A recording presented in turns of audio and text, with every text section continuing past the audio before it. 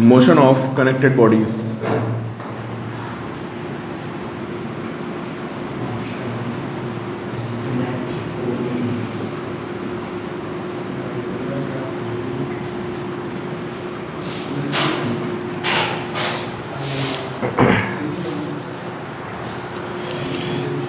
तो भाई हमने लास्ट में अभी तक क्या पढ़ा है ना, फ्री बॉडी डायग्राम के बारे में पढ़ा था।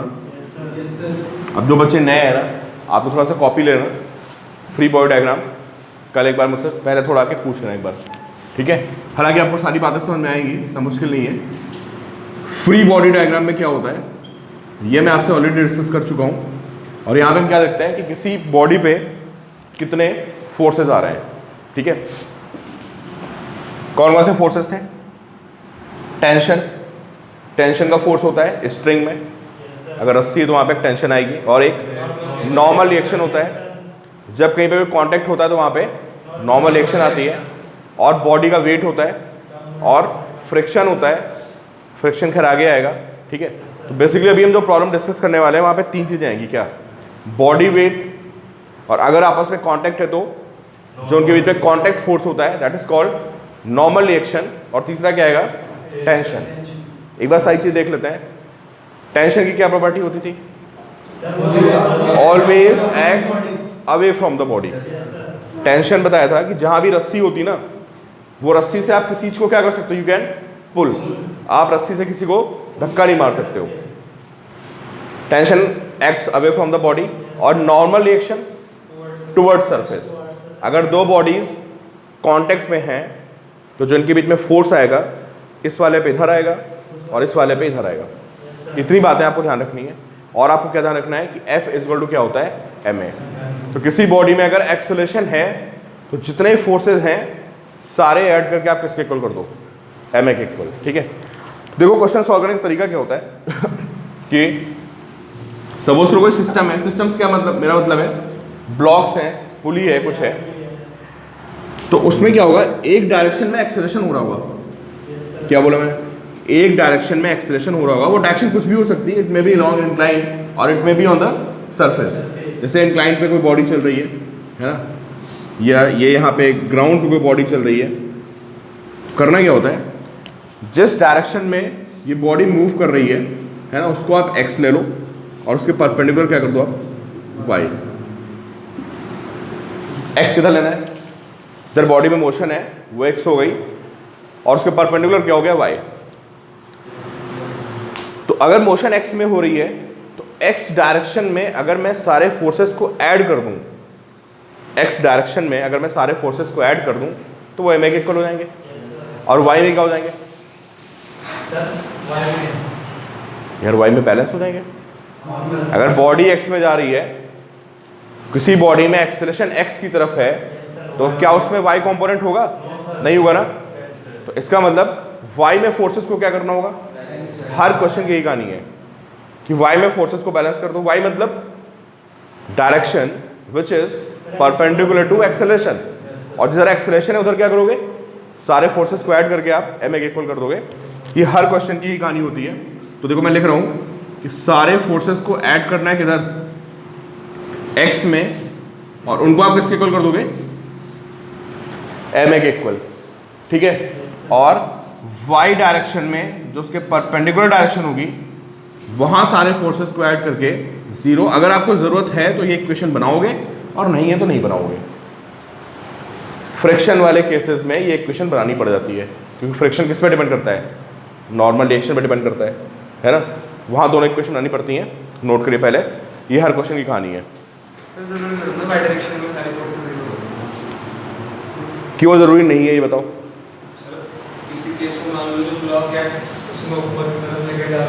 हाँ, ऊपर वाई डायरेक्शन, ऊपर एक्स डायरेक्शन हो गई, ऊपर एक्स डायरेक्शन हो गई। मैंने क्या बोला? एक्स क्या है? जिधर मोशन हो रही वो एक्स है यार। मैंने एक्स को ये थोड़ा बोला ये डायरेक्शन एक्स है। मैंने बोला जहां मोशन हो रही उसको एक्स ले लो, है ना।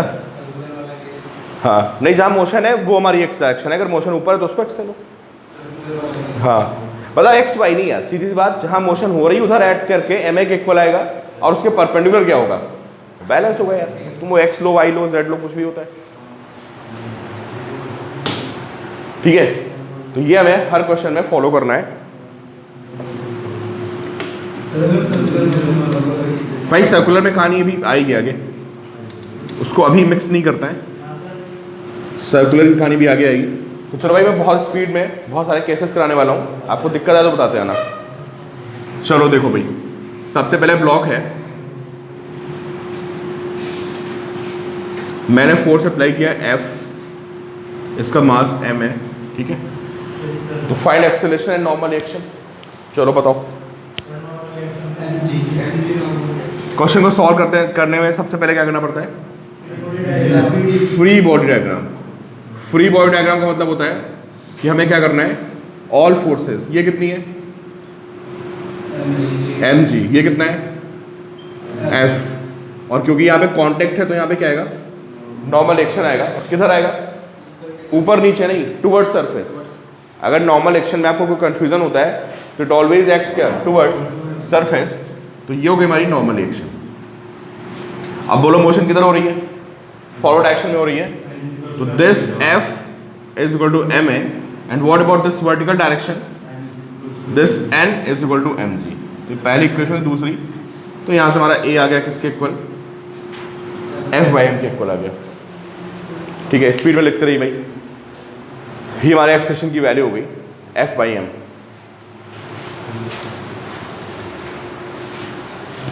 चलिए नेक्स्ट केस देखते हैं।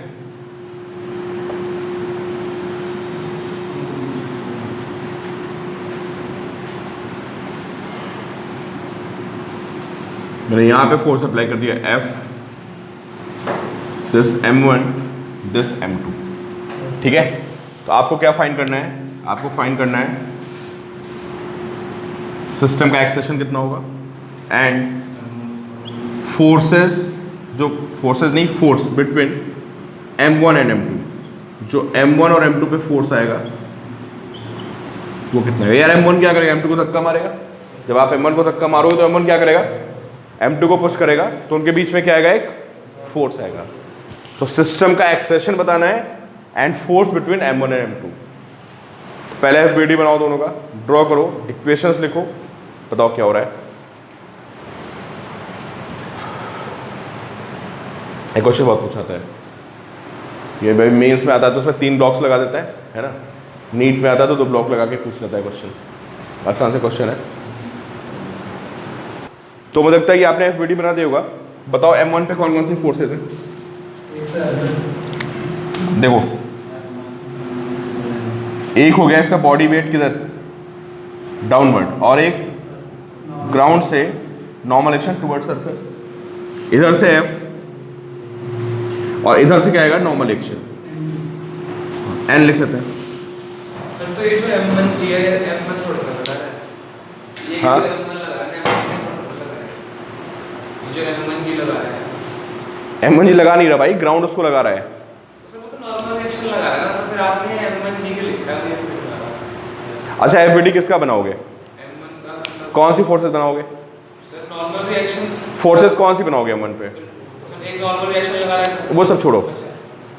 FBD में कौन सी फोर्सेस बनाते हो, जो उसके ऊपर लग रही है, तो उसके ऊपर कौन कौन सी लग रही हैं, उसके ऊपर n लग रहा है, f लग रहा है, और एक m2 की वजह से n लग रहा है। mg नहीं लग रहा है सर mg तो वो लगा रहा है ना, मतलब ग्राउंड के ऊपर से। भाई, कोई बॉडी अपना वेट थोड़ा फील कर लेगी, ग्राउंड खींचता ना उसको। अच्छा, ग्राउंड mg से खींच रहा है उसको, ग्राउंड खींचना उसको mg से, वो थोड़ा ना अपना वेट अपना फील कर लेगा। भाई वो तो ग्रेविटी फ्री स्पेस में करते हैं तो तुम ग्रेविटी लगा पाओगे कहीं पे।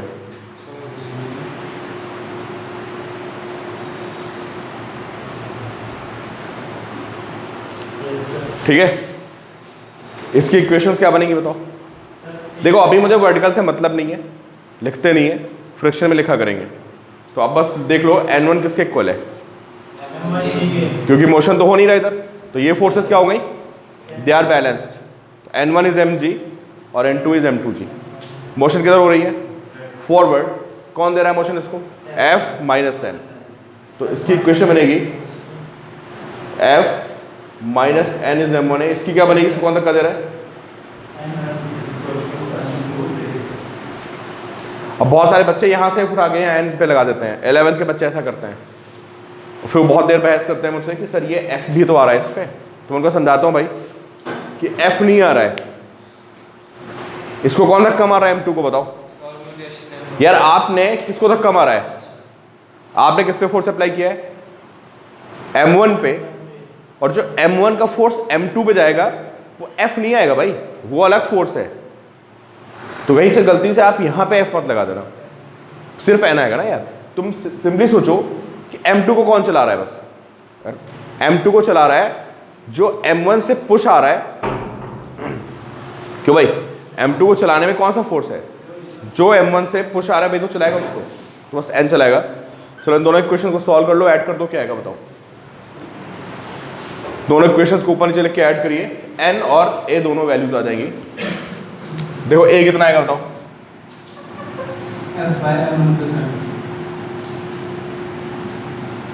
N कितना आएगा? M2A। A कितना है? Pn की वैल्यू आ जाएगी। ठीक है, तो ये दो ब्लॉक सिस्टम हो गए। चलिए नेक्स्ट लिखिए इसमें, ये बहुत बेसिक सी प्रॉब्लम्स हैं। ये नीट वगैरह में तो आ जाती हैं भी, जेई में 3 ब्लॉक सिस्टम आता है। चलो भाई नेक्स्ट देखो, आप इसमें 2 ब्लॉक्स बनाइए और उनको सेम क्वेश्चन है, same question connected by a string.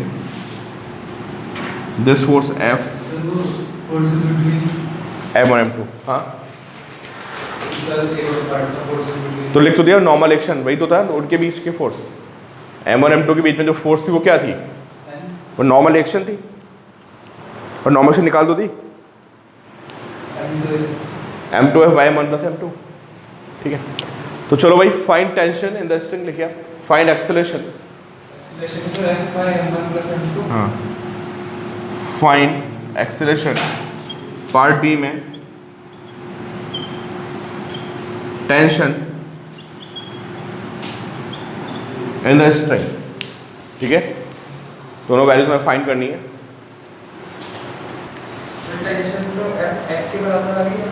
नहीं, एक वो यार इक्वेशन लिख कर देखना पड़ेगा ना, अभी मैं बता रहा हूँ आपको, अभी कंफ्यूजन दूर जाएगा रुको। अभी अब चलो पहले M1 को पकड़ते हैं। ठीक है, बताओ भाई M1 पे कौन कौन से फोर्सेस है, बताओ आप। एक M1 जी है, किधर? डाउनवर्ड, ग्राउंड पे रखा है, तो एक नॉर्मल एक्शन, इसको N1 लिख देता है।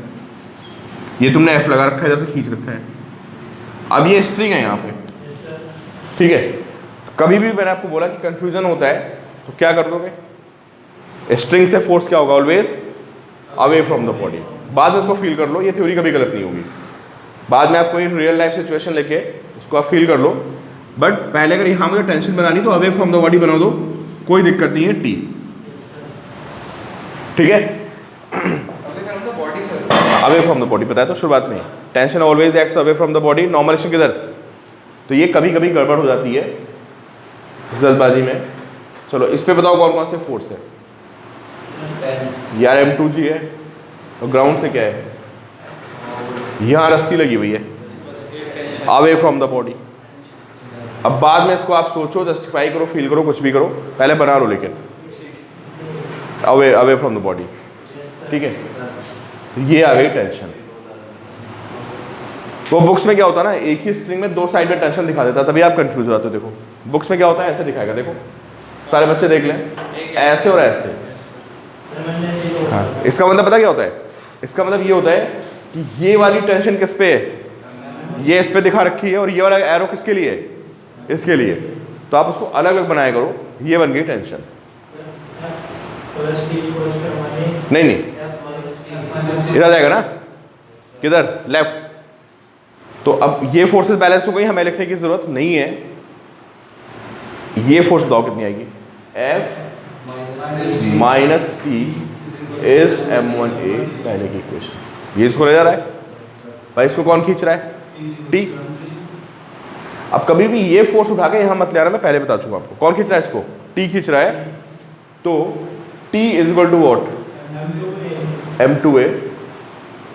सॉल्व कर दो, दोनों को ऐड कर दो, माइनस T से प्लस T कट जाएगा, तो F कितना आएगा?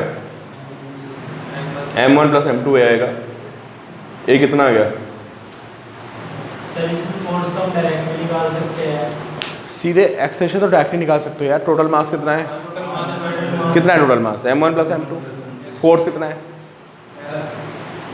एक्सेलरेशन कितना आ गया यार? ये बहुत आसान से क्वेश्चन है, अभी अभी लग रहा है ना आपको, अब आपको बाद में पता चलेगा कि इसमें कुछ है ही नहीं। देखो क्या करना है पता है, देखो इधर देखो, मुझे पता है कि टोटल मास कितना है m1 प्लस m2 और फोर्स कितना है, तो a कितना आ गया बताओ? क्लियर? मुझे इसमें टेंशन निकाली थी किसमें? अब मुझे पता है m2 को कौन खींच रहा है। अरे m2 को जो एक्सेलरेशन आ रहा है वो किसकी वजह से आ रहा है? रस्सी की वजह से आ रहा है। तो बस इसके लिए क्या होगा, जो इसका m2a आएगा, किसका, इस ब्लॉक का m2a आएगा, वो किसके बराबर हो गया? ऐसे सॉल्व होगा, लिखने की जरूरत ही नहीं पड़ती यार। ये सब क्वेश्चन सॉल्व नहीं करने भाई, मैं आपको समझा रहा हूँ, क्वेश्चन ऐसे सॉल्व हो जाएंगे आपके सारे। ठीक है, a की वैल्यू आ गई, इस a को यहाँ पुट कर दो इस इक्वेशन में, देखो t कितना आ जाएगा? t आ जाएगा m2f bye m1 plus m2। ठीक है,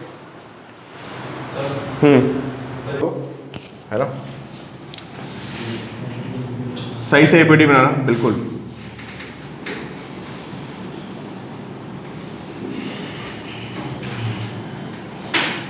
m1 m2 m3 ये फोर्स F है ना? तो फाइंड पार्ट ए में आपको एक्सेलरेशन फाइंड करना है, part B you have to find force between m1 and m2, and part C you have to find force between m2 and m3। ठीक है, चलिए भाई। अरे F इधर आएगा यार, ये तो बॉक्स m1 भागता हुआ चला जाएगा, फिर F किधर लगाना पड़ेगा? हमें राइट में रखना पड़ेगा, फिर ये तीनों एक साथ भागते हुए जाएंगे। ठीक है, प्रॉपर एपीडी बना के इसकी। ठीक है, तो देखो भाई पहले करते हैं m1 को, है ना? आप देखते हो, उधर कोई कंफ्यूजन हो मुझे बताना, बताओ कौन कौन से फोर्सेज हैं? क्यों भाई m1 जी होगा, और ग्राउंड से लेते हैं क्या, n1, ये F, m1 m2 के बीच में फोर्स आएगा, आएगा क्या बोलेंगे उसको? Normal reaction. किधर आएगा? Towards body. तो इस पे इधर लगेगा, इसको n लिख देते हैं। ठीक है, m2 पे बताओ कौन कौन से फोर्सेज हैं? एक तो m2g, ग्राउंड से मैं लिख देता हूँ n2, इधर से n लगेगा, और m2 m3 में भी कांटेक्ट है। m2 m3 में कांटेक्ट है, तो वहां भी एक फोर्स आएगा, कांटेक्ट फोर्स। किधर आएगा? Towards body. ठीक है, तो m2 पे इधर आएगा, इसको n डैश लिख देते हैं। ठीक है, फिर पकड़ते हैं m3 को,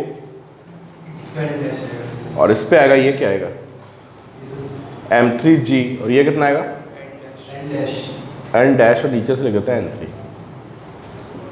वर्टिकल आपको पता ही है, n1 is m1g, n2 is m2g, और n3 इज m3g। आपस में ऊपर नीचे क्या हो गए? बैलेंस हो गए, क्योंकि बॉडी मूव नहीं कर रही है। ठीक है, तो बताओ फर्स्ट ब्लॉक के लिए इक्वेशन क्या बनेगी?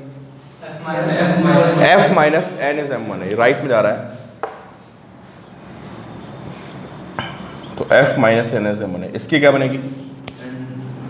इधर से n डैश, और इक्वेशंस को हमेशा ब्लॉक सिस्टम में ऊपर नीचे लिखना, क्वेश्चन सॉल्व करते समय हमेशा ऊपर नीचे लिखना। और राइट वाले पे क्या बनेगी? n डैश इज क्या? m3a, ऊपर नीचे लिख के ऐड कर दो, सब कट जाएगा। ए तो वैसे निकल जाता है, तो क्वेश्चन की जरूरत ही नहीं। मान लो ये ए पूछता भी नहीं है, ये थोड़ा पूछेगा, ये तो ऐसे निकल जाएगा। कितना? F upon total mass. तो इनको ऐड करोगे तब भी आपको ए मिल जाएगा, तीनों को ऐड करोगे, n से n डैश से n डैश, ए की वैल्यू कितनी आ जाएगी?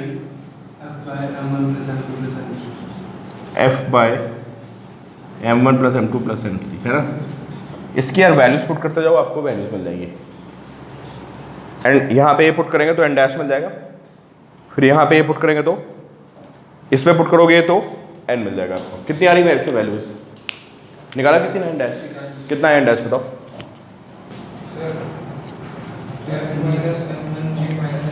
अरे n डैश कितना है यार? इसको कौन चला रहा है? m3 को n डैश तो चला रहा है, तो m3a, और ये कितना है?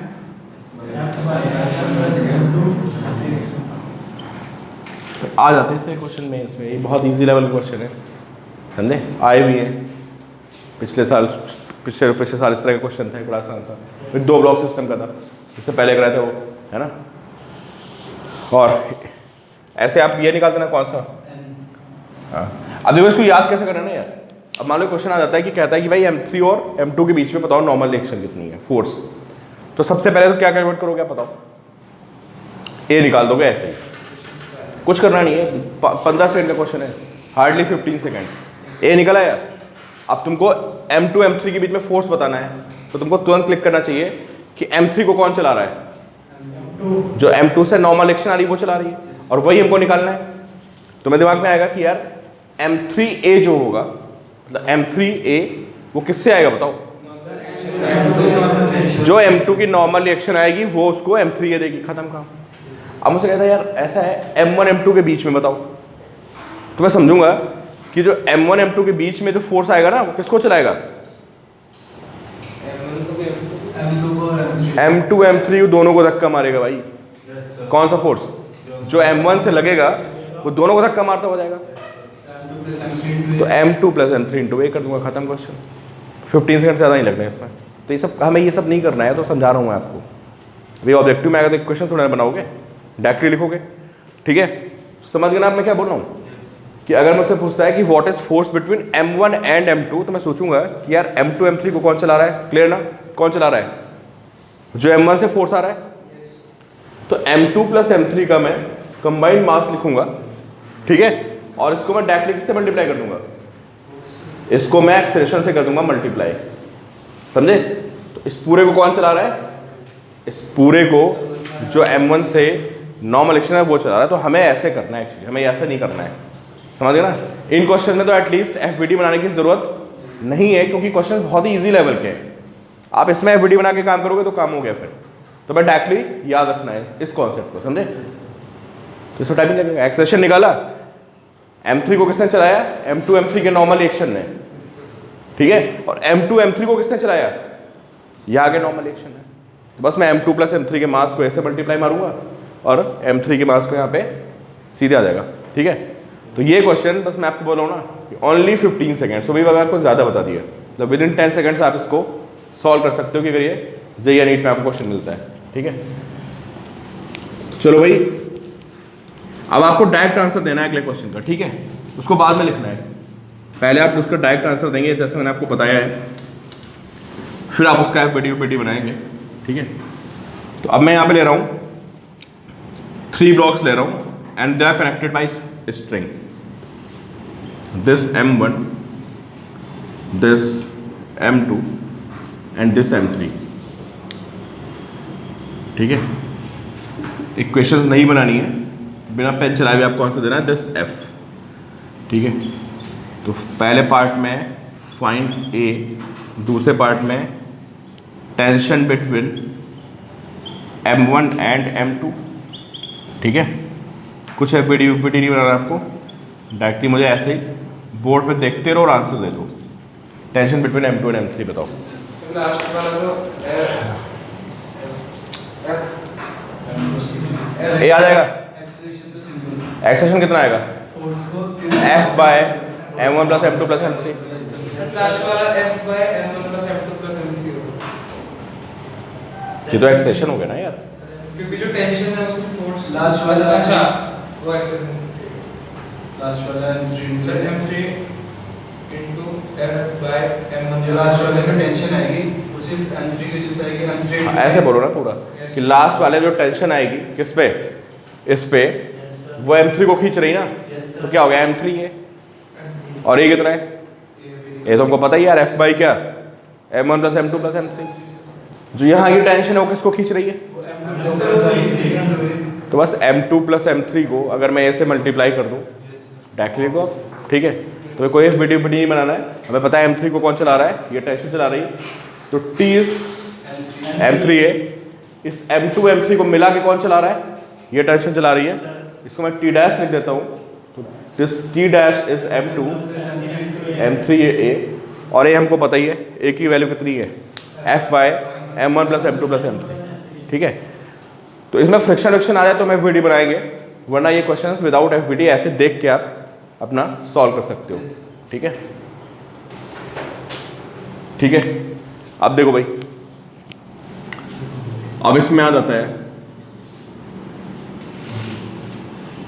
अच्छा पुली का थोड़ा कॉन्सेप्ट समझ लो, पुली में क्या होता है। देखिए मेरे पे कहीं पर पुली लगी हुई है ना, लिख लगा कुछ पॉइंट्स हैं, है ना, कॉन्सेप्ट ऑफ पुली, है ना। पुली एक तो पहली बात मासलेस होती है ना, बताएगा नहीं कभी क्वेश्चन में, मेंशन नहीं करेगा, बट ये एजम्पशंस पुली के साथ हमेशा जुड़ी होती हैं कि पुली इज क्या, मासलेस, ठीक है। फ्रिक्शनलेस, फ्रिक्शन होगा तो बताएगा, अगर होगा ना तो मेंशन करेगा। तो रोटेशन में ऐसे क्वेश्चंस आएंगे जहां पे फ्रिक्शन होगा। अभी पुली क्या होती है, दिस इज फ्रिक्शनलेस, इसका मास नहीं होता है, इसमें फ्रिक्शन नहीं होता, ठीक है। और जो रस्सी लगी होती है पुली के साथ, ऐसे ऐसे स्ट्रिंग्स लगी होती हैं, है ना। अब स्ट्रिंग की क्या प्रॉपर्टी होती है, स्ट्रिंग का मास नहीं मानते हैं, हालांकि कुछ प्रॉब्लम्स में मास भी आएगा, अभी ऐसी प्रॉब्लम्स कराई जाएंगी कि जहाँ पे स्ट्रिंग का क्या होगा, तो उसमें कोई दिक्कत नहीं, आप उसको ब्लॉक की तरह ट्रीट कर सकते हो, किसको, स्ट्रिंग को, है ना। String is always massless unless कि वो मेंशन करता है आपसे, है ना, खिंचती नहीं है, ठीक है। नो एक्सटेंशन, जिसको बोलते हैं इनएक्सटेंसिबल, है ना, इन एक्सटेंसिबल हो गई है, मतलब इनमें कोई एक्सटेंशन नहीं आएगा, ठीक है। और दूसरा जो एजम्पशन होता है स्ट्रिंग के साथ वो होता है कि स्ट्रिंग में टेंशन सेम रहती है। ये दोनों बातें सेम है, क्योंकि मासलेस होगी ना तो टेंशन सेम आएगी, तो लिख लो टेंशन ऑलवेज रिमेन्स सेम, हर जगह टेंशन सेम आती है स्ट्रिंग में। टेंशन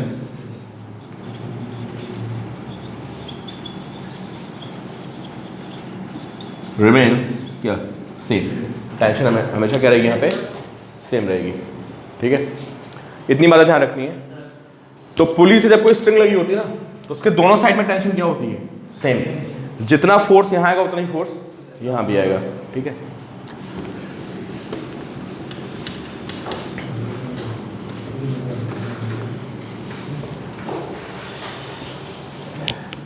तो देखो भाई, अब एक पुली वाली प्रॉब्लम देख लेते हैं इसमें।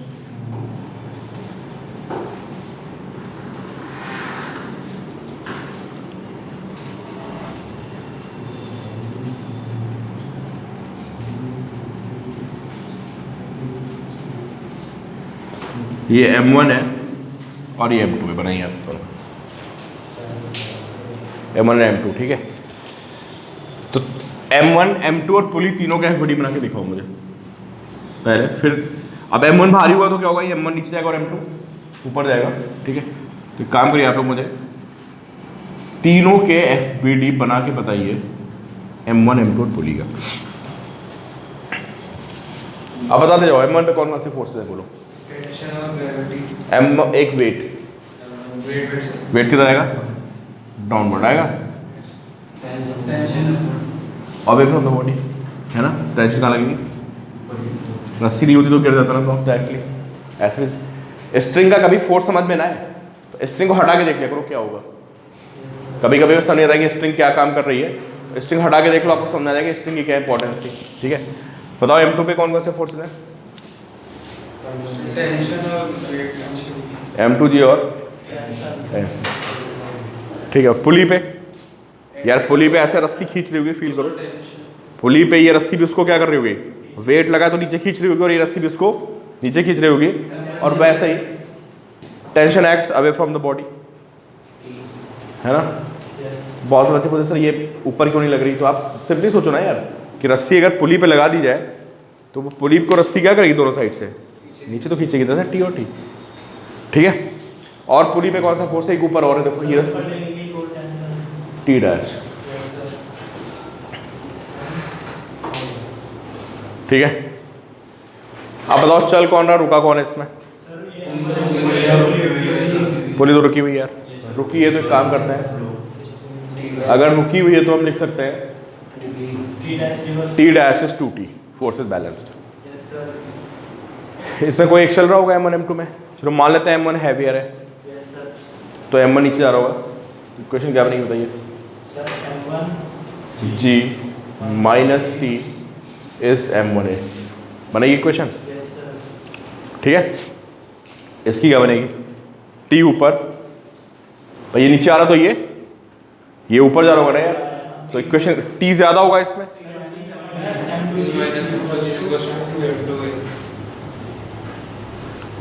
T minus M G is M2G is M2। एक काम करो, दोनों को ऐसे लिख के ऊपर नीचे ऐड कर दो और ये निकाल दो और ये याद कर लो कितना आएगा। T से T कैंसिल हो जाएगा, है ना। तो this M1 minus M2 G is equal to M1 plus M2 A की वैल्यू कितनी आएगी? इस M1 minus M2 by M1 plus M2 into G, ये आएगी की वैल्यू। डायरेक्टली याद रखना है फॉर्मूला। देख लो भाई, ये नीट का क्वेश्चन था पिछले साल, समझे? ये नीट का क्वेश्चन था, 2 ब्लॉक्स की वैल्यू दी थी 2 kg 4 kg, कुछ ऐसी थी वैल्यू 1 और 2 kg। एनसीईआरटी का शॉर्ट एग्जांपल है, डायरेक्ट ये क्वेश्चन आया था, बिल्कुल ए निकालना था। नीट में लास्ट ये क्वेश्चन था, बिल्कुल सेम, ठीक है।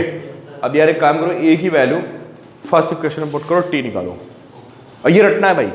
ये रिजल्ट स्टैंडर्ड है, ये हमें याद रखना है। कौन सा? पुली का ये वाला केस, डायरेक्टली यूज होगा न्यूमेरिकल से। हाँ, अब आप डायरेक्टली लिख लो यार, फाइंड मत करो। अब यहाँ से ए पुट करोगे इसमें, समझे? तो जो टी की वैल्यू आएगी वो कितनी आएगी? 2m1 m2 by m1 plus m2 into जी, ये टी की वैल्यू हो जाएगी। This is T. हाँ, स्टैंडर्ड वैल्यू है, मैं ध्यान रखनी भाई ये वैल्यू। ए भी याद रखना है, टेंशन भी याद रखनी है। हाँ, मैंने बोला ना, इस ए की वैल्यू डायरेक्टली लिख लो। इस ए को यहाँ पुट करोगे किसी में, आइदर 1 और 2, you will get value of T. और टी डैश कितना आएगा बताओ? 2t आएगा, तो कितना हो गया? 4m1 m2 by m1 plus m2 into g, this is T dash, ठीक है। मैं टी डैश की वैल्यू आ गई, दोनों वैल्यूज आ गई, ठीक है।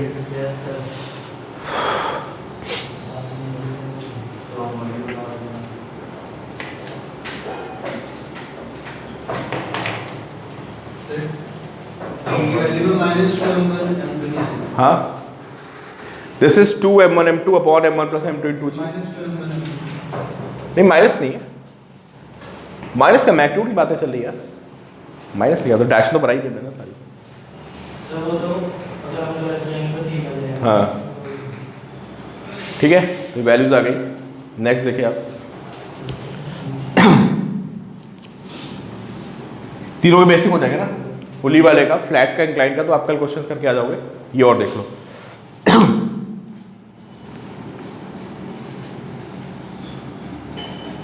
ये थीटा हो गया, ठीक है। ये इंक्लाइन प्लेन है, पुली ये क्या है, वेज क्या है, फिक्स्ड।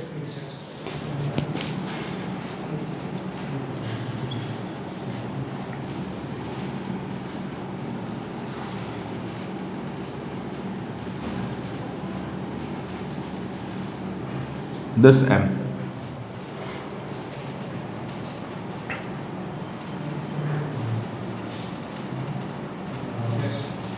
ठीक है। इसका एक्सेशन फाइंड करना है, ठीक है। देखो बिल्कुल बेसिक सा क्वेश्चन है यार। हाँ, कोई फोर्स नहीं, बस ये ऐसा रखा है इंक्लाइन पे, है ना, इंक्लाइन पे रखा है। सारे बेसिक केसेस है। इसका मास m है यार। हाँ, बताओ इसका एफबीडी बनाओ भाई। एक्सेशन फाइंड करना है, बताओ कौन कौन सी फोर्सेस हैं। अरे भाई, एक बॉडी वेट mg, और नहीं कंपोनेंट तो बाद में बनाएंगे, उससे छोड़ो। फोर्स कौन सी बताओ? ये इंक्लाइन पे रखा हुआ है ना, तो अगर ये इंक्लाइन पे रखा हुआ है तो उनके बीच में क्या आएगी? नॉर्मल एक्शन आएगी। ये इंक्लाइन को ऐसे दबा रहा होगा, इंक्लाइन इस पे ऐसे टुवर्ड सरफेस, है ना। तो इसको अगर बनाएं तो इस पर नॉर्मल एक्शन ऐसे आएगी, आएगी नहीं आएगी? तो यस सर आएगी। टुवर्ड्स सरफेस आएगी इसमें, दो फोर्सेस। अब क्या करोगे? अब देखोगे बॉडी जा कहाँ रही है, किधर जा रही बॉडी? यार बॉडी इधर जा रही है, तो आपको पता है जिधर बॉडी मूव करती है वो क्या होती है? एक्स, और उसके परपेंडिकुलर वाई। अब फोर्सेस अभी तक जो हम प्रॉब्लम्स कर रहे थे उसमें सारी फोर्सेस किधर थी? अलोंग द मोशन थी। यहाँ फोर्सेस किसी एंगल पे हैं, तो क्या करना पड़ेगा? रिजॉल्व करना पड़ेगा यार, ठीक है। तो ये थीटा है, ठीक है। देख लो भाई एक बार, अगर किसी को कोई डाउट है तो बताओ ये कितना आएगा? ये 90 माइनस थीटा जाएगा, पता है, क्योंकि इसको नीचे ले आते हैं ऐसे, तो ये 90 हो गया, तो ये थीटा तो कितना आएगा? ये 90 माइनस थीटा, ये और ये 90 है, ये 90 माइनस थीटा। याद कर लो यार, इसको बार बार बनाना नहीं है ना। तो ये मैं याद रखना है कि बहुत से बच्चे वो एंगल ही समझ पाते हैं। याद कर लो ये एंगल थीटा होता है यार। कितना गए? और ये आ गया mg। तो इधर तो मोशन हो नहीं रही है, किधर y में, तो y की फोर्सेस तो बैलेंस हो जाएगी। कितनी? mg cos theta. ये कितना है? ये इसको एक्सेलरेट करेगा, तो mg sin theta is ma। a कितना आ गया बताइए? जी थीटा। और n कितना हो गया? mg cos theta. चलो भाई ओवर, ठीक है। हाँ होमवर्क बता रहा है, बुक तो लाओ यार।